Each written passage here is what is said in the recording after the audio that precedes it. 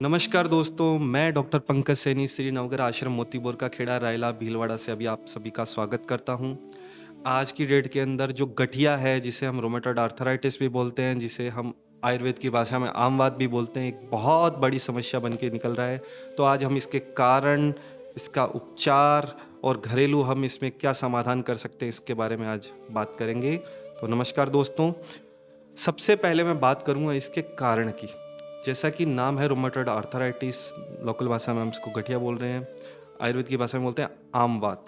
तो ये एक ऑटोइम्यून डिसऑर्डर है। ऑटोइम्यून डिसऑर्डर का मतलब हो गया कि जो आपका इम्यूनिटी सिस्टम है, खुद के जॉइंट्स को ही नुकसान पहुँचाना स्टार्ट कर देता है। ये मोस्ट ऑफ अपने को ऐसा नहीं है कि 60-70 की एज में जाने को देखने को मिलता है, ये कम उम्र के अंदर भी अपने को देखने को मिल जाता है। नॉर्मली 35 साल की, 40 साल, 25 साल के लोगों के अंदर भी हमने इसके लक्षण देखे हैं। होता क्या है, ज़रूरी नहीं है घुटनों से ही स्टार्ट हो। ये आपके जो उँगलियों के जॉइंट्स हैं, शोल्डर जॉइंट्स हैं, नी जॉइंट्स हैं, एंकल जॉइंट्स हैं, किसी भी जॉइंट से ये स्टार्ट हो सकता है।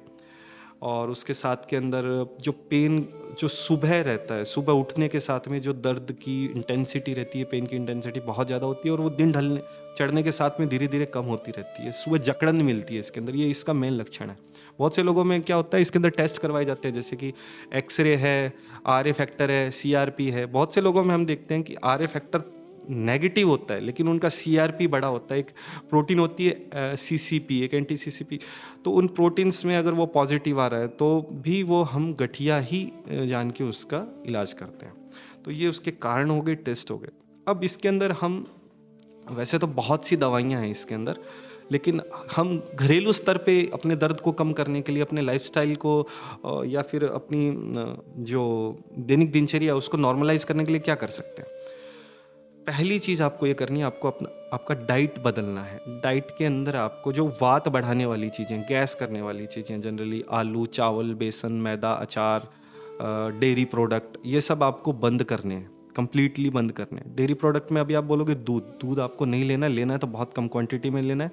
घी आप ले सकते हो, दही, छाछ आपको कंप्लीटली नहीं लेना है, अचार आपको कंप्लीटली नहीं लेना है। खट्टी चीज़ें लाइक नींबू, टमाटर, ये सब भी आपको नहीं खाना है। और उसके अलावा जो अ, आप खाने में क्या ले सकते हो इसके अंदर? तो खाने के अंदर गेहूँ को भी आप, मैं जहाँ तक बोलता हूँ, अवॉइड कीजिए। उसके अंदर आप बाजरा ले सकते हो, जौ ले सकते हो, ज्वार ले सकते हो। जो मिलेट्स के ऊपर आप ट्रांसफ़र हो जाइए। और सेकंड, आप मसालों के अंदर सौंठ इसका बहुत अच्छा असरकारक चीज़ है।